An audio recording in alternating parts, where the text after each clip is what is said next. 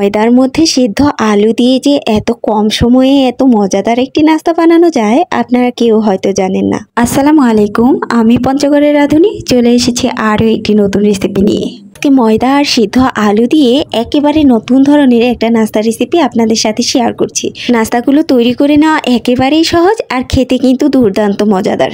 তো নাস্তাগুলো তৈরি করে নেওয়ার জন্য আমি প্রথমেই 1 কাপের মতো আটা নিয়ে নিয়েছি আর দিয়ে দিয়েছি স্বাদ মতো লবণ আর 3 টেবিল চামচের মতো চিনি। মিষ্টিটা আপনারা যেরকম খেতে পছন্দ করেন সেই অনুযায়ী দিয়ে দিতে পারেন। এখন এর মধ্যে দিয়ে দিচ্ছি 2 টেবিল চামচ পরিমাণ সাদা তেল। আপনারা চাইলে কিন্তু ঘিটাও ব্যবহার করতে পারেন। দেওয়া হয়ে গেলে এবার এর মধ্যে দিয়ে দিচ্ছি আগে থেকে সিদ্ধ করে রাখা আলু। আমি এখানে 2টি সিদ্ধ আলু নিয়ে নিয়েছি। এবার আলুর সাথে ময়দাগুলোকে সুন্দরভাবে মেখে নিচ্ছি। এই পর্যায়ে আমার কাছে ডোটা একটু শুকনো শুকনো মনে হচ্ছে, তাই আমি 1 টেবিল চামচের মতো পানি দিয়ে দিচ্ছি। তবে আপনারা যদি আলুটা একটু বেশি পরিমাণে দেন সেক্ষেত্রে কিন্তু পানিটা দেওয়ার প্রয়োজন হবে না। আমার আলুটা একটু কম হয়ে গেছিলো তাই আমি পানিটা দিয়ে নিয়েছি। দেখুন সফট একটা ডো তৈরি করে নিয়েছি। এবার এর উপরে হালকা তেল ব্রাশ করে এটিকে রেস্টে রেখে দিচ্ছি প্রায় 10 মিনিটের মতো। ফিরে এলাম 10 মিনিট পর। দেখুন ডোটা কিন্তু আরও অনেকটা সফট হয়ে গেছে। এবার আরও একটু সুন্দরভাবে মথে নিলাম। মথে নেওয়া হয়ে গেলে এবার আমি একটা রুটি বেলে নিব। রুটিটা কিন্তু বেলে নেওয়ার জন্য আটা বা ময়দা ব্যবহার করতে হবে, তেল ব্যবহার করা যাবে না।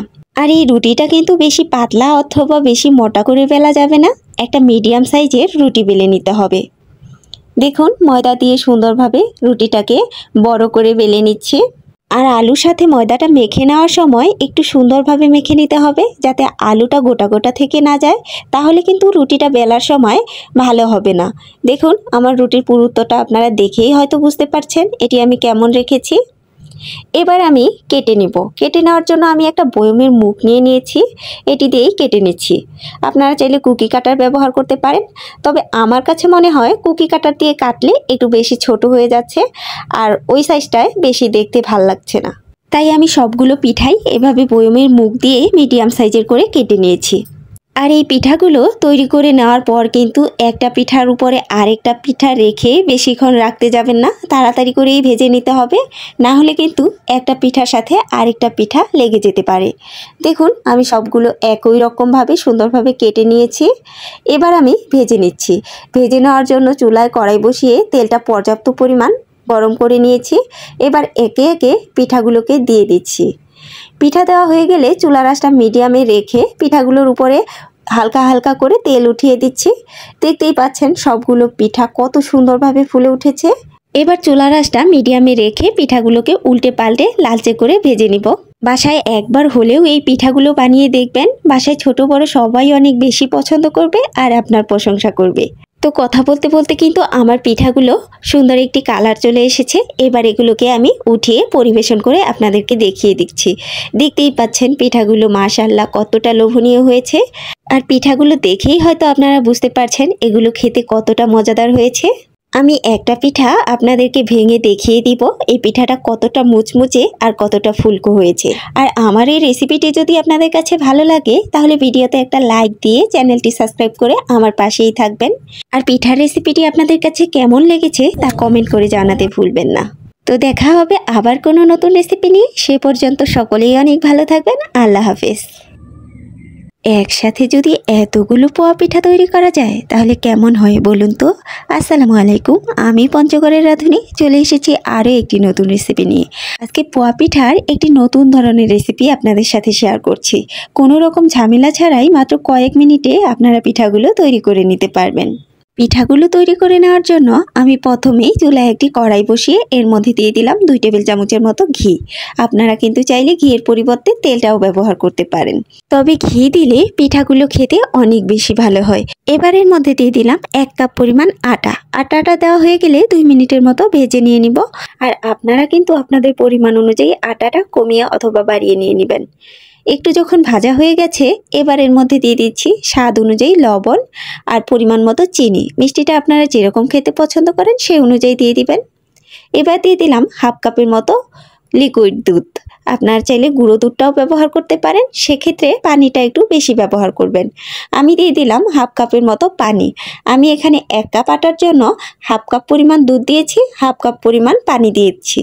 আপনারাও কিন্তু পানির মাপটা এইভাবেই দিয়ে দিবেন, তাহলে দেখবেন আপনাদের ডোটাও সুন্দরভাবে পারফেক্ট হবে। আর ডোটা যদি পারফেক্ট হয় তাহলে পিঠাগুলো অনেক বেশি সুন্দর হবে। আমার ডোটা পারফেক্টভাবে রেডি হয়ে গেছে। আমি এগুলোকে একটা বাটিতে নামিয়ে নিয়েছি। এবার হালকা যখন ঠান্ডা হয়ে গেছে এগুলোকে সুন্দরভাবে মথে একটা ডো তৈরি করে নিচ্ছি। দেখুন আমার ডোটা তৈরি করে নেওয়া হয়ে গেছে আর আমার ডোটা কতটা সফট হয়েছে। এবার একটা রুটি বেলে নিব, এর জন্য কিছুটা ডো নিয়ে নিয়েছি। এবার আটা দিয়ে রুটিটাকে বেলে নিব। এখানে কিন্তু রুটিটা বেলে নেওয়ার জন্য তেল ব্যবহার করা যাবে না, আটা দিয়েই রুটিটা বেলতে হবে। আর এই রুটিটা কিন্তু বেশি মোটা করেও বেলা যাবে না, আবার বেশি পাতলা করেও বেলা যাবে না। একটি মিডিয়াম পুরুত্বের রুটি তৈরি করে নিতে হবে। দেখুন আমার রুটিটা তৈরি করে নেওয়া হয়ে গেছে। এর পুরুত্বটা হয়তো আপনারা দেখলেই সুন্দরভাবে বুঝতে পারবেন। এবার আমি একটা কেক তৈরি করার যে বাটিগুলো হয় এই বাটিটা নিয়ে নিয়েছি। এই বাটিটা আপনারা কুকারিজের দোকানেই পেয়ে যাবেন, অথবা আপনারা চাইলে কিন্তু কুকি কাটার অথবা বয়মের মুখ যে কিছু দিয়ে কেটে নিতে পারেন। তবে এই বাটি দিয়ে কাটলে পিঠাগুলো দেখতে অনেক বেশি সুন্দর হয়। দেখুন আমি একই রকমভাবে সবগুলো কেটে নিয়েছি। এবার এগুলোকে ভেজে নিতে চলে যাব। ভেজে নেওয়ার জন্য চুলায় তেল ভালোভাবে গরম করে নিয়েছি। এবার একে একে পিঠাগুলো দিয়ে দিচ্ছি। পিঠাগুলো ভেজে নেওয়ার সময় একটা বিষয় মাথায় রাখতে হবে, তেলটা অবশ্যই সুন্দরভাবে গরম হয়ে গেলেই পিঠাগুলোকে দিতে হবে, না হলে কিন্তু পিঠাগুলো সুন্দরভাবে ফুলে উঠবে না। এবার চুলার আঁচটা মিডিয়ামে রেখে পিঠাগুলোকে উল্টে পাল্টে লালচে করে ভেজে উঠিয়ে নিব। দেখতেই পাচ্ছেন আমার পিঠাগুলো দেখতে কতটা লোভনীয় হয়েছে। এবার পিঠাগুলো আপনাদেরকে পরিবেশন করে দেখিয়ে দিচ্ছি। একবার হলেও পিঠাগুলো বাসায় বানিয়ে দেখবেন, বাসার ছোট বড় সবাই অনেক বেশি পছন্দ করবে। তো দেখা হবে আবার কোনো নতুন রেসিপি নিয়ে, সে পর্যন্ত সকলেই অনেক ভালো থাকবেন। আল্লাহ হাফিজ।